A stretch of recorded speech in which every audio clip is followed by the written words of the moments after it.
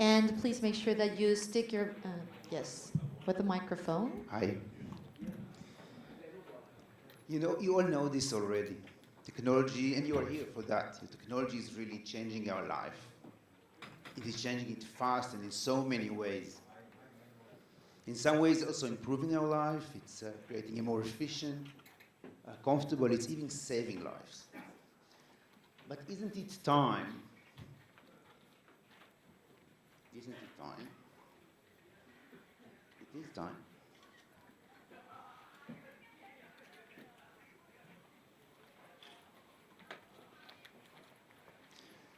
But isn't it time that we harness technology in order to improve our planet?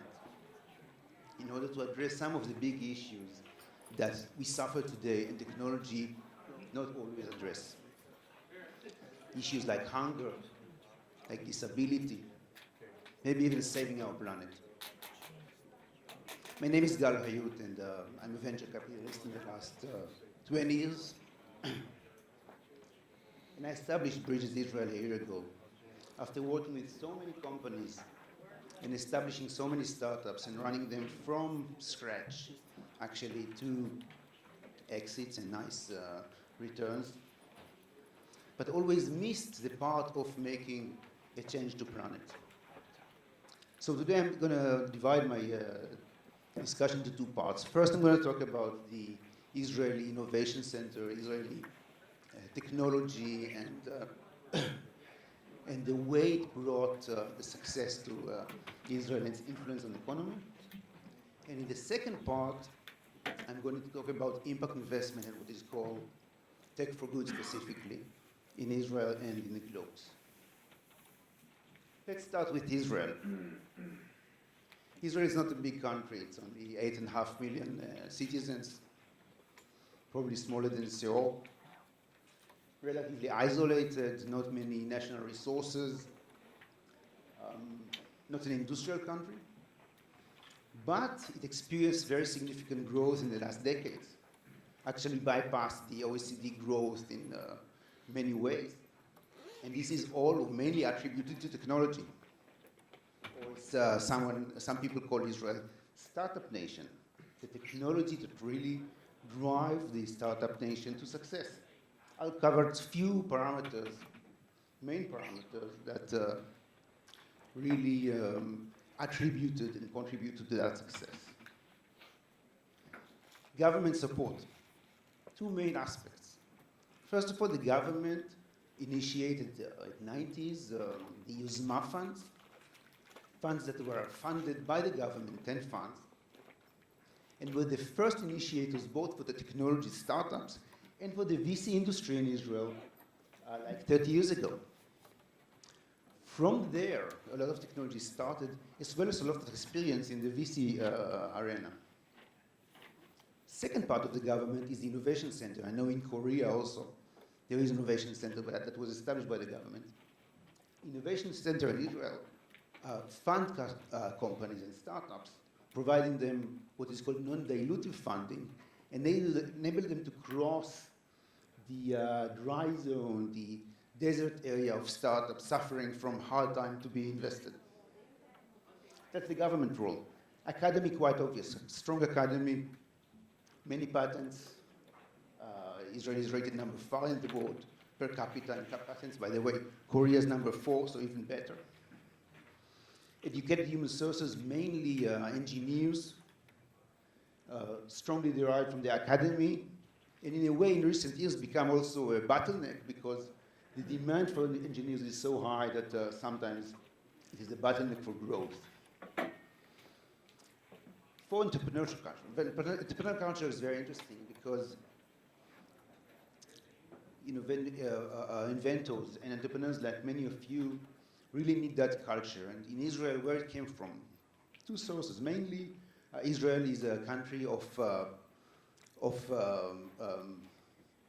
immigrants.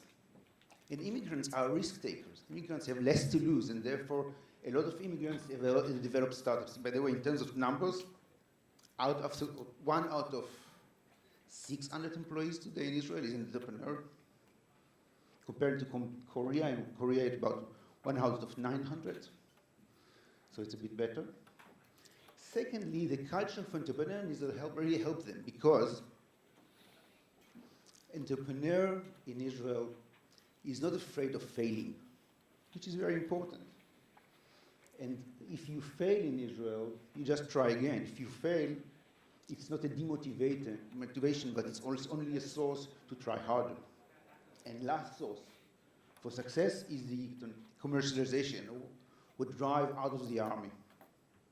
Two main things. First of all, the army enable civilization of technologies, which become a top-tier technologies in the civil use, which is very important, but also the army, which is compulsory in Israel, again, same as in Korea.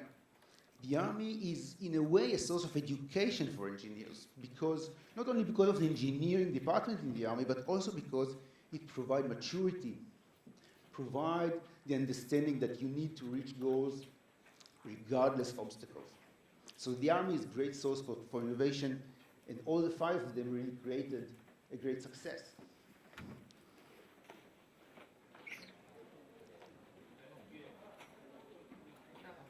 Some of the numbers that show the success, we will not go through the points, but maybe the last one. In the last 3 years, more than $15 billion per annum of exits in Israel, which is a great number when you compare to the amount of investment. An average investment per annum in Israel in startups is about $6 billion. So returns here are not too bad. And if you look at the last year, or this year actually, the beginning of this year, already grew significantly because just by 6 months, more than $14 billion of exits. So that's really drive the economy, really drive the interest to create more and more startups. And if you look at the number of innovation centers in Israel, more than 350. Many of these are actually acquired companies, one or more. If you look, this is divided by geography as well as by the industry. So majority of them are post-acquisition, some of them because they really wanted to search and scout for startups and open activity. Some Korean companies here as well. And this is an indication for the success, but also, again, fueling back to the industry and the technology because of the existence of this company locally, developing locally. Two examples. Google, five acquisitions in Israel, very successful, 500 engineers today, acquired, among other things, Waze, the navigation system, and others for more than $1 billion. And maybe a different example, Intel. Intel is the longest lasting innovation center in Israel for more than 40 years. And if you look today at Intel, 80% of processors ever sold by Intel were developed in Israel. So that was a great success in Israel. And let's go for an example of what Intel acquired last year in Israel. Again, I'm going in the wrong direction.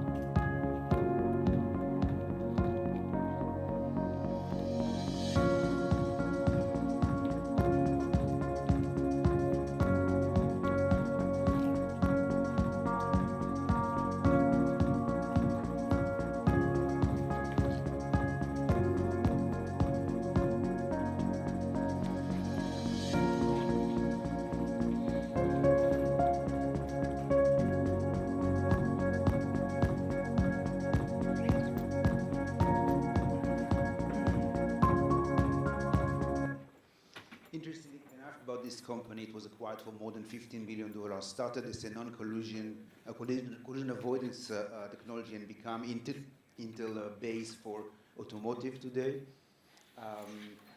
So interesting acquisition, AI-based semiconductor, very typical Israeli company. We'll come back to that later with another example that I have. Now speaking about technology trends in Israel, investment trends. So clearly the biggest trend and most common is AI today. In so many fields, AI become part of so many technologies. More than 1,000 companies operated in Israel in the field. The largest amount of investment last year. I think the biggest acquisition is Datorama by Salesforce.com for $900 million, becoming their base for marketing analysis. Second is cyber. Typically, Israel is a strong cyber technology state, probably because continuous attack, probably because of the strength of the army in addressing cyber. But really today, we have both large companies in space as well as small ones operating in so many different ways, sub-technologies, and really creating a strong ecosystem. Fintech. Israel is not a financial center, so how come fintech is so strong in Israel, the third largest area? The reason for that probably is that it's the big data capacity in Israel. The army again is reinforcing there, as well as a limited size of a country which enabled to develop this kind of a technology. Maybe also the penetration of mobile contributing there. I'd like to cover another two areas which are not here. One is agrotech, leading me to the next subject of this presentation. Agrotech is a very important field in Israel and was traditionally as important because of the situation. Agrotech was needed in order to enable growing in a relatively dry and small country. And therefore, a lot of technology drove into agrotech. But further, in recent years, AI and others contributing to agrotech further. And together with innovation centers in agrotech as well as in food technology, this is now a very growing segment in Israel as well. And by the way, another aspect to look at trends in Israel, in the past, startups in Israel were sold pretty fast, relatively early. Today, with availability of funding, more than 430 VCs and professional investors operate in Israel. Companies run much longer way before they are acquired, which is an interesting trend in Israel. Which leads me to the next example. And this is also starting to be in the area of what we call tech for good, developing technology for better planet and environment, and delivering competitive returns.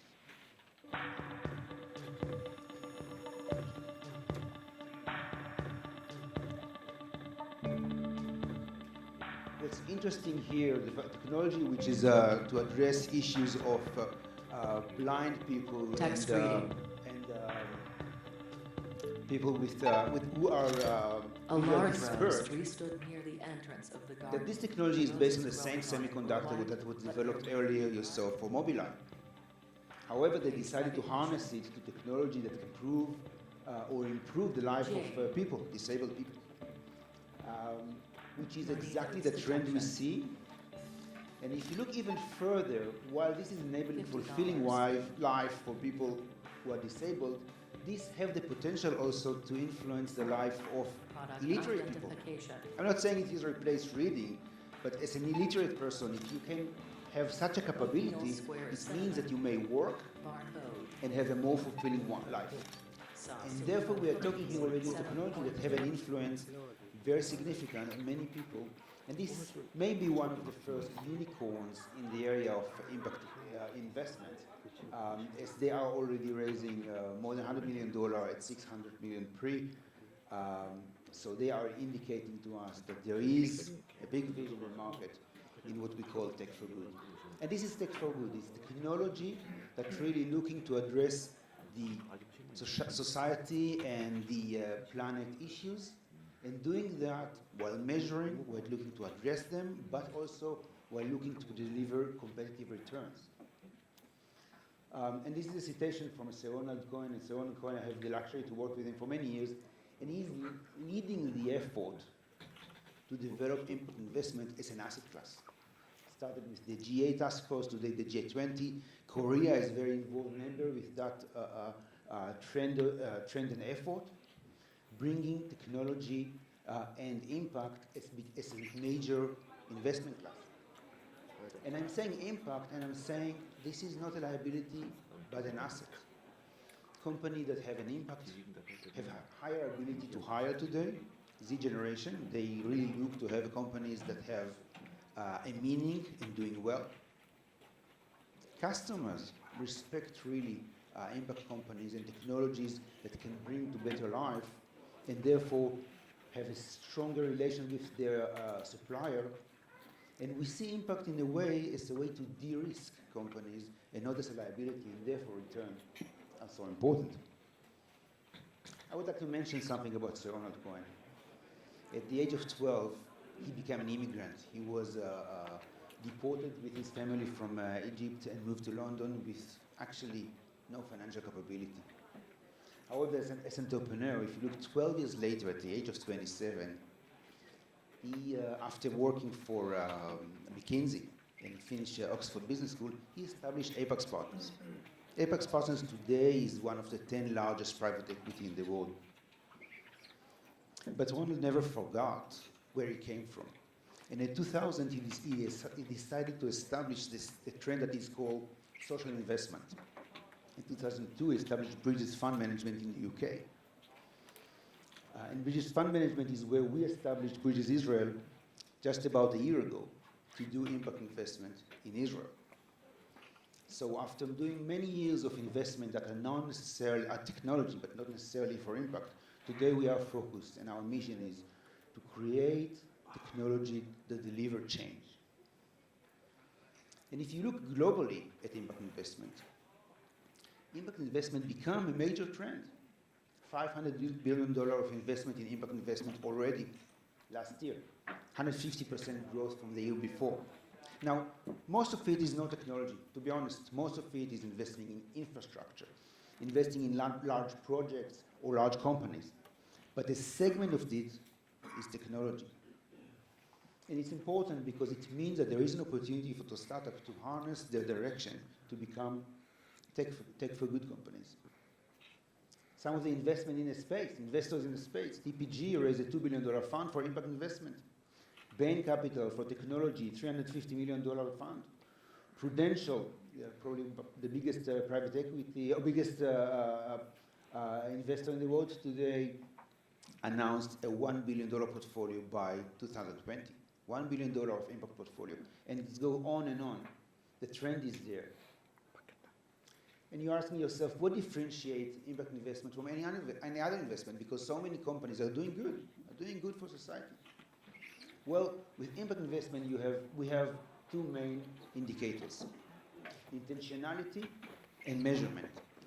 Intentionality means, in a way, that what you do as a company, your business, is aligned completely with the impact. It does not mean that impact is something you do as a byproduct, as an ESG or as a nice to have. It means that your business is with impact, and the stronger your business, the stronger the impact will be. You all know, and we all now familiar with the SDG goals of the UN, the 17 goals. These goals become today an indicator of what kind of impact a company is doing. And in the next example, you will see already, we always attribute SDG goal to the company. And SDG means whether they are addressing hunger, whether they are addressing inequality. All these goals will set to be addressed by 2030. And measurement. If you don't measure, you cannot really realize what is the impact that you are doing. So every impact company has to align their KPIs into measurement of the impact they are doing. Strongly aligned with the SDG, but also measured. And measurement is still an open aspect because there are still few different ways to measure impact. One very common one is, it was developed by the Impact Management Project, is this what, how, who, contribution, and risk, which means what is the impact, how it is going to influence people, who are being influenced, who are the target audience, and how many of them will be getting a contribution, and finally risk, because when you do an impact, there is always a risk of whether a drift of your impact, whether a negative impact. You cannot only, in many cases, you don't do just well, you may have some negative aspects, and you need to measure all that in order to understand what is the influence of a company. My next example is already an investment made by Bridges Israel, my fund. For over 5,000 years, farmers have been using flood irrigation. Today, 85% of the world still uses this wasteful and inefficient method. However, with the global water shortage, we can no longer afford it. The challenge is that current alternatives to flood require substantial investments and operational expenses that farmers just can't afford. Introducing NDRIP, the ultimate sustainable alternative to flood irrigation. NDRIP enables farmers to move from flood to micro-irrigation using their existing infrastructure and the force of gravity. The patented NDRIP technology works with close to zero pressure, can tolerate high dirt content, therefore requires no filters, uses less water and fertilizers, while maximizing yield potential. And this is an excellent example to show that you can do impact and still address a very large market and a very competitive business model. So again, this is not compromising on returns. And I'm saying we started with Startup Nation, and we are saying Israel can also become what we call Impact Nation, because we already have all that ecosystem to support that. Government, Innovation Authority I mentioned earlier, already now providing support and non-dilutive funding for impact investments. Accelerators, already more than 20 accelerators in the accelerators and incubators in the space of impact investment in different areas, whether aging technologies, whether food and agri-tech, whether water and many others. So this is becoming a very significant trend. Just look at few at the areas we cover in impact investment today in Israel. Much more companies, and these are just examples, but looking at the areas, ag-tech and food tech, obvious, health, looking a lot of health accessibility. It's not healthcare, but more accessibility to minorities. Aging, the biggest community today, or largest growing segment is aging.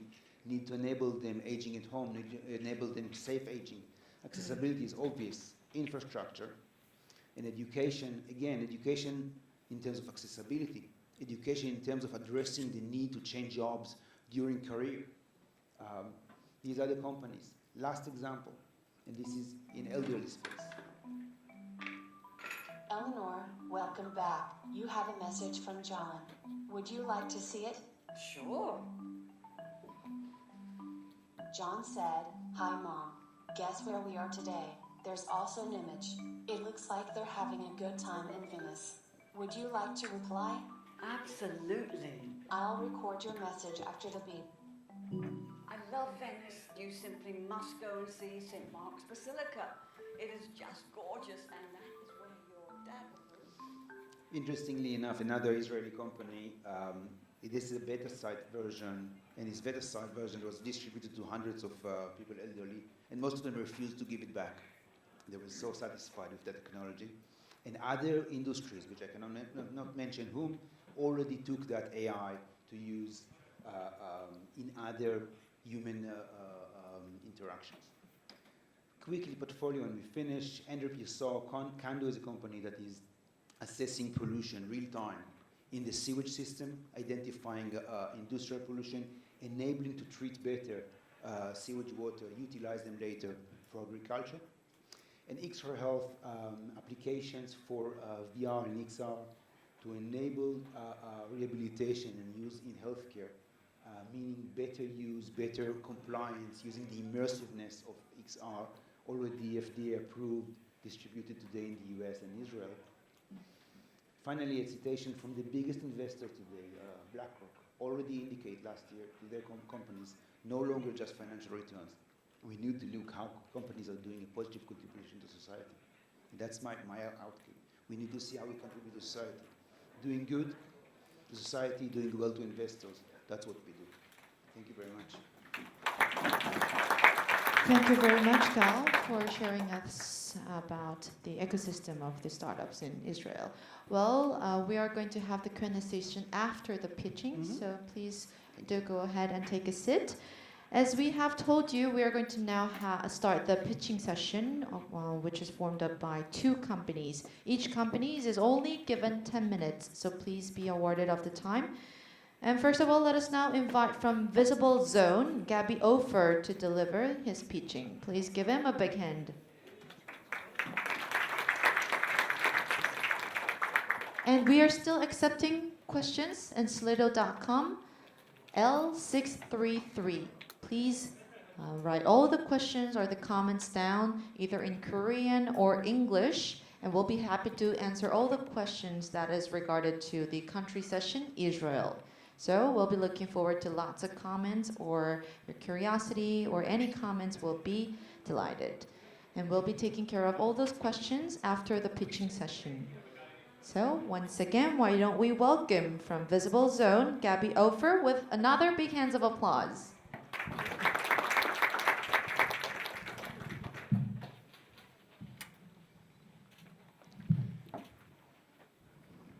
Hello, everyone. In the near future, cars will be connected with each other, and the cars will be controlled. This will make the road much safer, of course. But still, the human factor that surprises the driver will remain as an enigma because of the unpredictable nature of the human beings. My name is Gabby Ophir, and I'm CEO of Viziblezone, and my company is dealing with saving pedestrians' lives near roads. So before explaining how we are doing it, maybe we will start with some facts.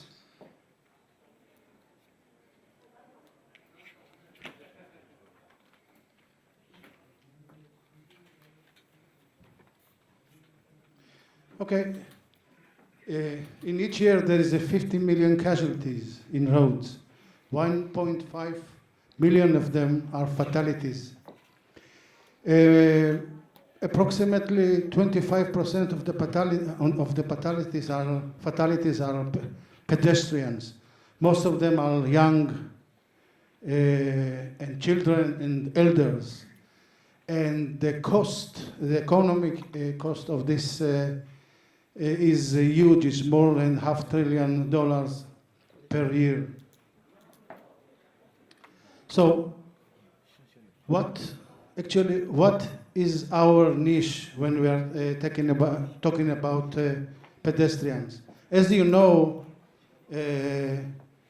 Mobileye is mentioned here by our colleague, is a great technology that solves many problems in the smart mobility domain, but still there is one challenge that didn't solve yet, not educate solution for that. I'm talking about the hidden pedestrian, the pedestrian that camera cannot see and the radar cannot detect. I'm talking about children and pedestrians in general that are behind obstacles in non-line of sight with the driver. So this is exactly the problem that we are trying to solve, where children or other pedestrians are surprising the driver because he cannot see them because of the obstacles between the driver and the pedestrian. So actually what we are doing, we are utilizing the fact that pedestrians are carrying a mobile phone. We are integrating the mathematical model based on AI that can predict pedestrian behaviors 3 seconds ahead. So when pedestrian approaching to the road, and according to the model, it detects that the pedestrian going to cross the road, the mobile phone that pedestrian carries starting to send RF signals, radio signals to his surround. These signals is carrying a unique information about the situation, about the pedestrian itself. It's a unique for each pedestrian. These RF signals are not depend on the cell, so we don't need the cell link because we are operating in direct mode. These signals spread in all the surround of the pedestrian, and all the relevant car that receives these signals can scale the danger. So how it works? We are integrated, as I mentioned, our solution as a firmware in the mobile phone, And the counterpart at the car side, we are integrated our firmware into the infotainment system of the cars, OEM tier 1s and car manufacturers. And where our firmware will be inside in the car, the infotainment systems has all the facility in order to receive these radio signals, carrying the information about the pedestrians. This information is received at the car side. Another AI layer process this data, adds the data about the driver and about the car, and scales the danger. If there is no relevancy, it will ignore. If there is a relevancy, so he scales the danger. If it's immediate act is needed or only notification. So I want to show you how it works. This is, I already speak about. Let's see a short demo. Caution. This is the alert, and we cannot see the pedestrian. It's kid, he was behind the wall. So our technology can detect pedestrian that they are behind obstacles and walls or any other things that we are near roads. So as I mentioned, we are aiming to be part of the firmware of the mobile phone manufacturers. Actually, we already have a contact with one leading mobile phone manufacturers that also have an infotainment system in the car. So the solution will be a firmware part of the mobile phone and the firmware part of the infotainment system in the car. It's important to understand that our solution is software only. Because of that, it's cost effective. We are much cheaper than other sensors, not thousands and not hundreds of dollars, much, much less because it's software only. This is I already explained. I want to show you a demonstration, short demonstration about the virtue of our solution. Our solution works much better, maybe 10 times better than other solutions that try to solve the same issue. As you well know, DSRC is a well-known technology, but our technology do much better. Let's see how we do it. You can see here the DSRC from Honda, and the pedestrian is maybe 10 meters, 50 meters from the car. But our technology, as you saw, is capable for 10 times more distance to detect pedestrians. So it gives us many other use cases that we can use our technology in highways and in dense urban areas as well. You can see it even here better.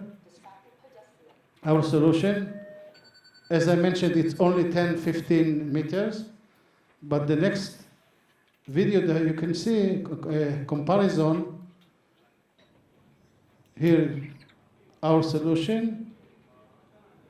The car moving 60 miles per hour detects the pedestrians, and here is the kid. You can see the kid. Although that there was 5 cars between the kid and the car, the system can detect the kid easily. So as I mentioned, because we are utilizing a special RF band that is optimized for bypassing obstacles, we can achieve a distance, and we're aiming to achieve much better, up to 300 meters even.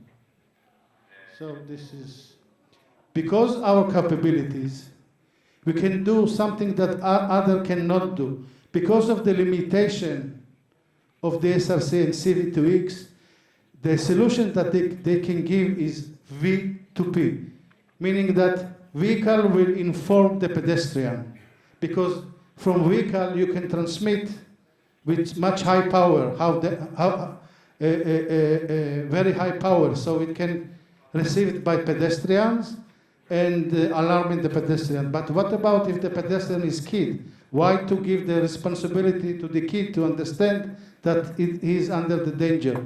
But the other solution must to do it because of the limitation of transmission limitation from the pedestrian to the car. But because our technology is much, much superior and we can do more than 150 meters, so we can do instead P2V. We can inform the driver and the autonomous car about the presence of the pedestrian. So it makes much more sense to alarm the driver or the ECU about the presence of the pedestrian instead of doing it vice versa, because it makes more sense, the responsibility to be in the car and not at the pedestrian side. Pedestrian side can be even a small kid, as you know. So in order to do that and to avoid the false alarms, we are using several layers of AI. The first layer is to understand when to transmit. As I mentioned, there is a prediction model that predicts the behavior of the pedestrian. So if we are sitting here, nothing will happen. But if I approaching near road, all the system will start to play together. And if the mathematical model will detect that I'm going to cross the road, it will start to transmit those RF signals, as I mentioned. So the first one is when to transmit. The second AI decides how to transmit, because it's different when the transmission is done in the dense area or urban area, because the RF condition is totally different. So the AI knows to fit the transmission characteristics to the environment. If it's an interference environment, we will do something else. If it's RF, the RF condition is better, our transmit characteristic is much compromised. So in order to achieve another features that we can, by that optimizing the transmission. And the last AI layer is at the car, because the same signal can be received in 2 and 4 different cars. And for each cars, the decision will be totally different. For one car, it can be very relevant, the pedestrian, but the other car that also receives this signal can ignore it because it's not any more relevant for him. This is another AI that we are making and we are doing in the car side. So this is all the virtues that I am talking about. Because we are operating in the special band, we are optimized for bypassing obstacles. It's a mission critical performance because we are doing D2D communication, direct mode communication. We have a pedestrian risk analysis in order to decide when to transmit. So this is another AI layer. Cost effective because it's software only. And any car manufacturer or OEM tier ones will want to use this solution because it's very cheap. And the last one is available immediately because we are not requiring to add additional hardware to the mobile phone or to the infotainment system. It's software only. So after upgrading or firm upgrading, it will work immediately, even for mobile phones that manufactured 5 years ago, it will work.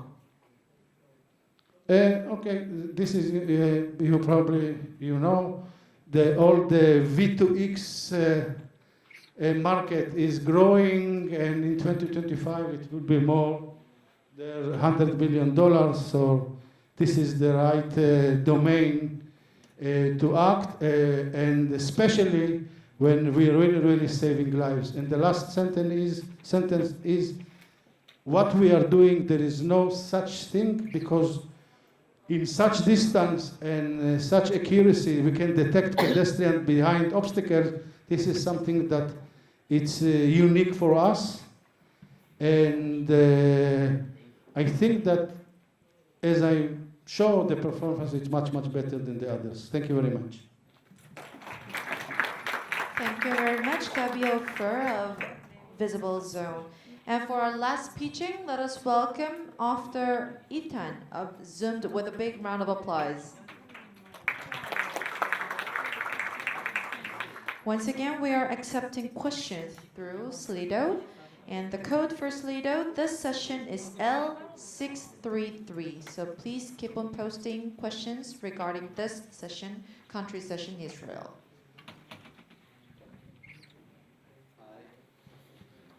Hi, good afternoon. My name is Ofer from Zoomed, Ofer Eitan. I'll try to speed up as I see we are kind of tight in schedules.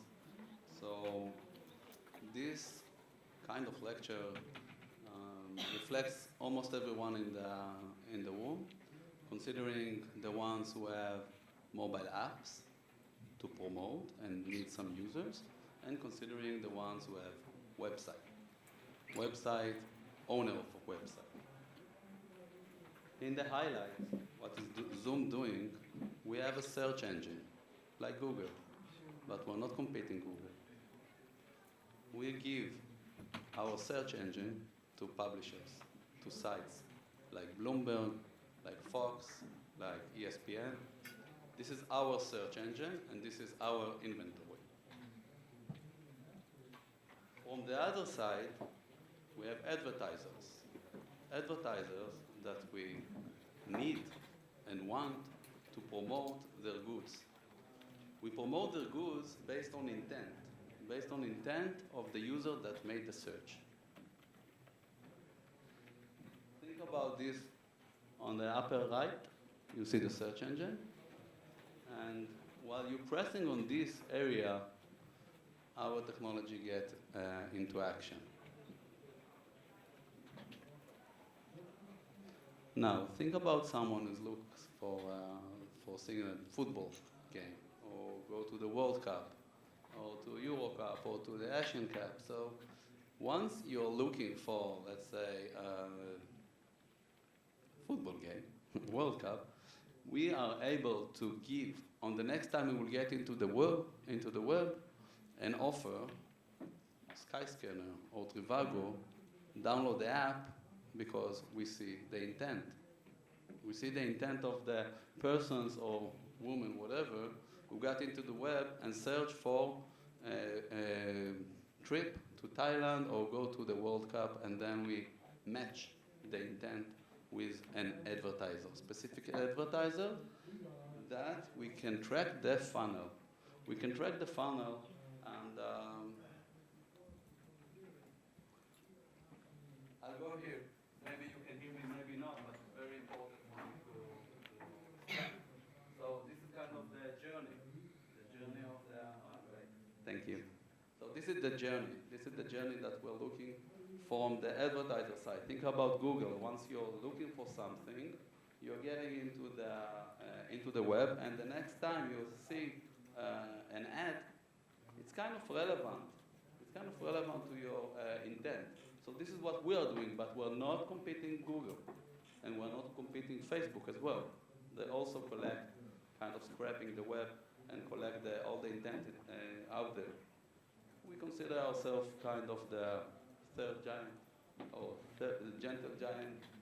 So, in one hand, advertiser, we're chewing data. We have a very neat and unique NLP technology that can analyze the text and indicate each and every word.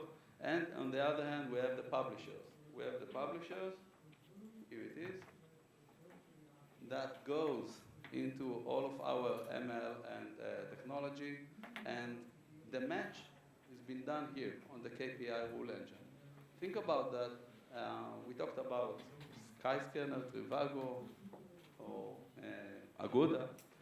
So they have a KPI for us to deliver, let's say, 100,000 installed, we would like to have 20% registration rate and 5% purchasing out of the 100%. This is the KPI. That's once we are delivering the goods, we have a positive ROI, and then we can scale.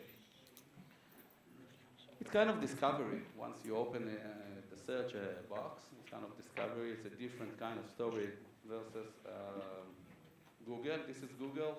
This is our solution. And it's based on the specific text that is already in the site. You need to do nothing.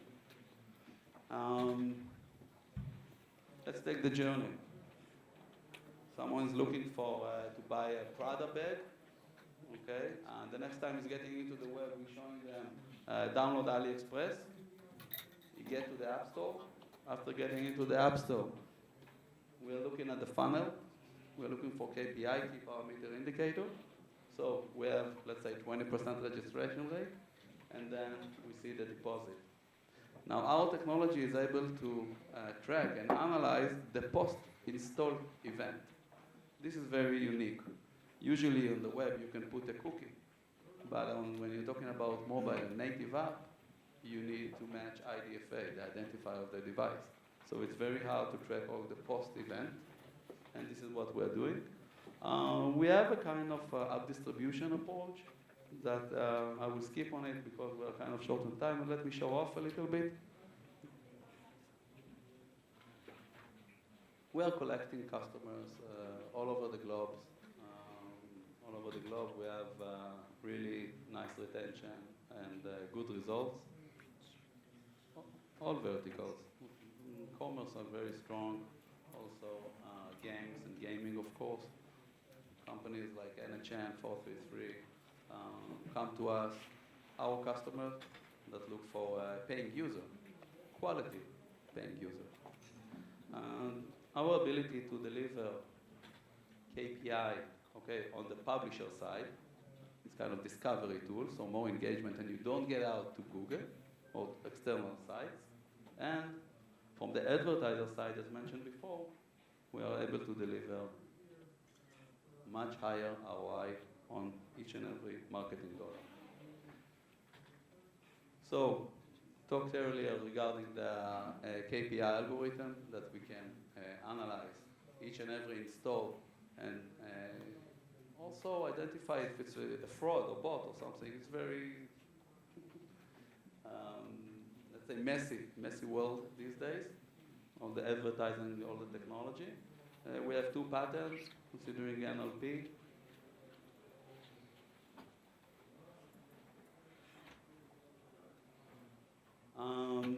Let me talk about some numbers, I guess you're interested in this one. So we finalized 2018 with around 30 to 40% EBITDA.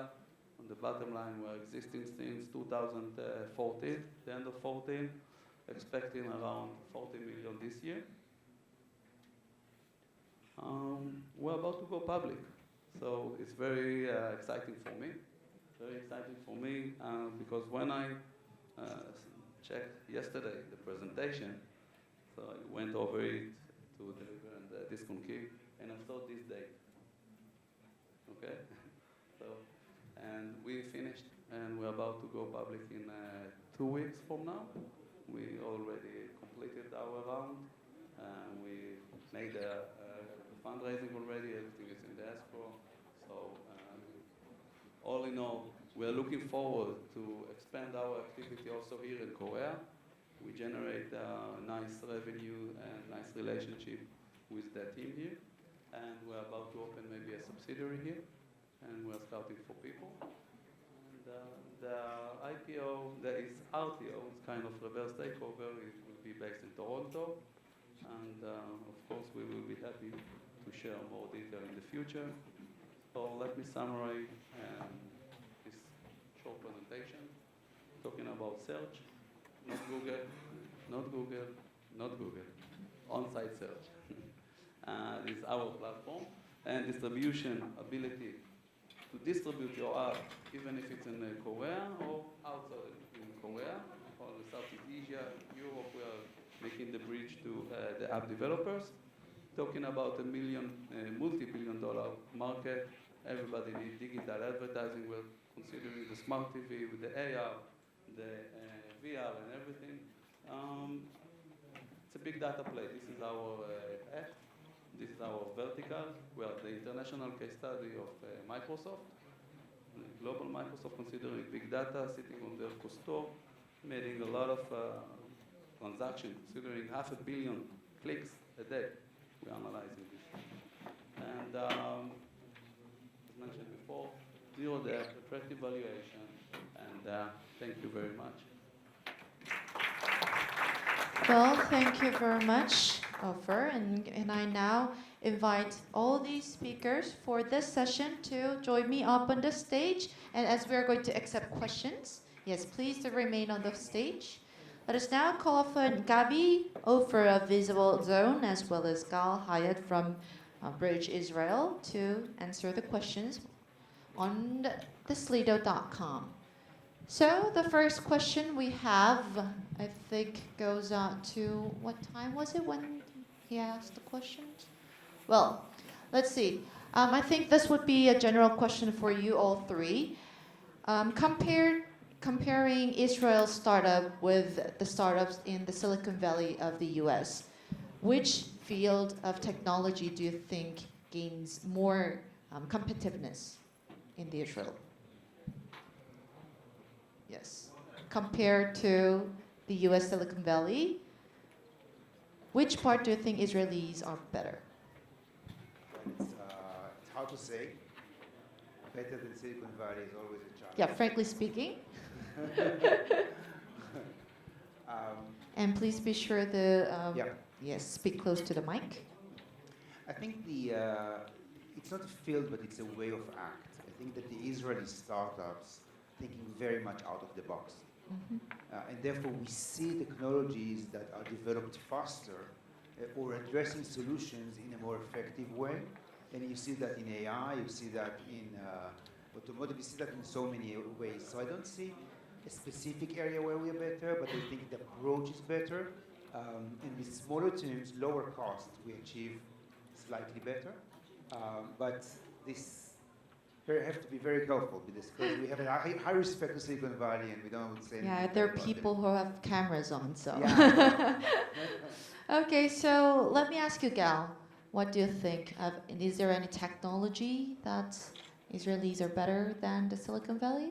He's Gal. I'm Ofer, but it's okay. Sorry, This is yeah. Gabi.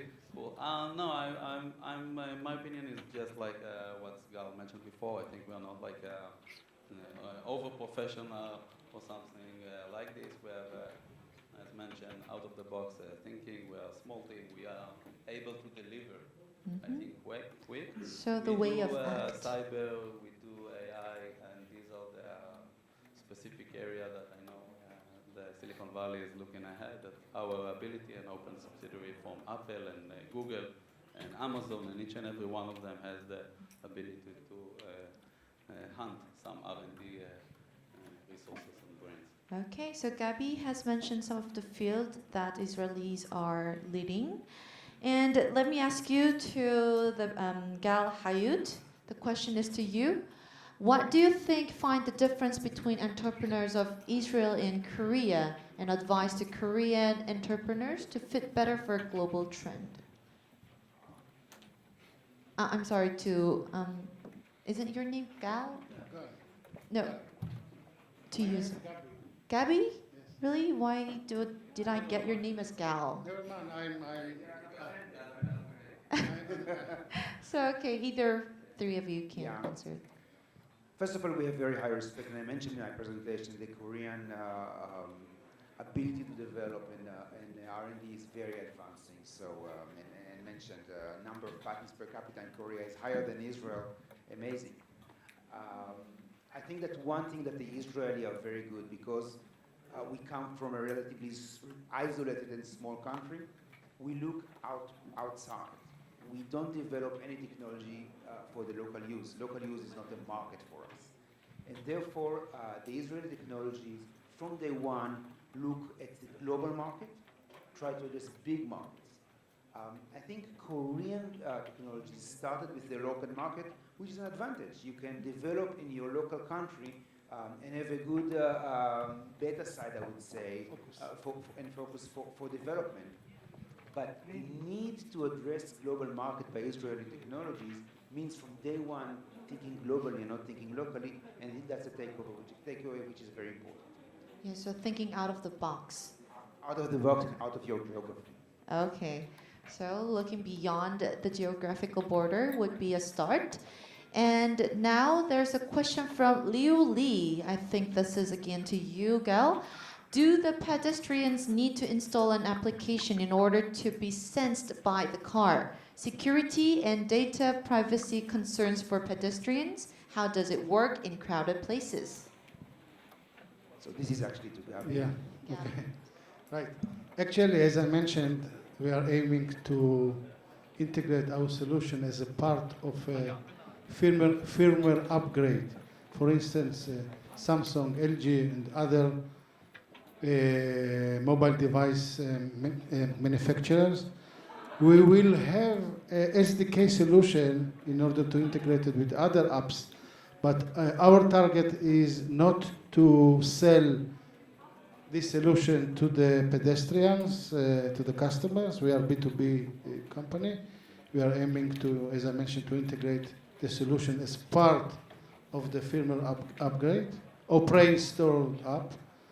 And in the other side, also we are integrating the solution as part of the infotainment system. The current infotainment system has all the facility we need in order to receive the radio signals that I mentioned.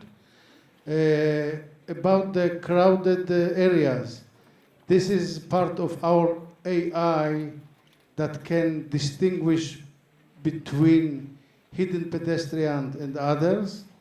We have also another filter at the car side, even though that the car may receive from several pedestrian signals, he knows to distinguish between the danger and take the most actual and most relevant danger and show to the driver only that. This is part of AI that we are doing. Okay, that was an answer on AI. And since we only have 2 minutes left, this will be our last question. So the investment on the tech companies. Do you have investment experience in content company as well? I guess this is for me. The short answer is no. Why is that? Well, the opportunity. The Israel opportunity is not in content, but in technology. Nobody is looking for Israeli content, to be honest.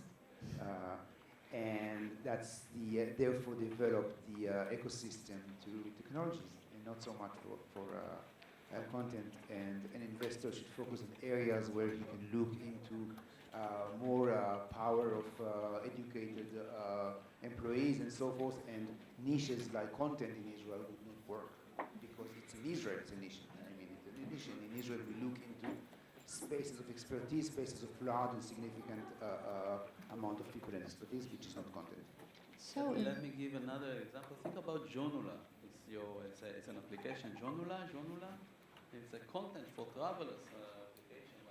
It's focused on Korea and not outside of Korea. Okay, so I think that would be all. For the further details on the pitching startups, you may refer to the first floor exhibition hall, and you might find the details there. So thank you so much, all three speakers of this country session in Israel. Please give them a big hand.